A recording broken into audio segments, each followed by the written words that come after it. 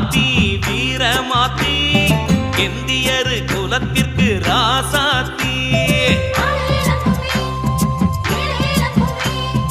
அனுசூய ரிஷி கோத்திர பூவரசி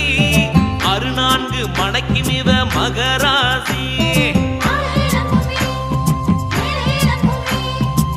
செட்டி மக்க சீர்சனத்தி அம்மா உனக்கு தாண்டி கெட்டிக்காரி ஏத்துக்கம்மா எங்க சாமி வீரம்மாத்தி திருநீரு பூசி விட்டு திருப்பத்தை நடத்திடுவா குங்குமத்தை வச்சு விட்டு குலத்தை வளர்த்திடுவா ஆத்தி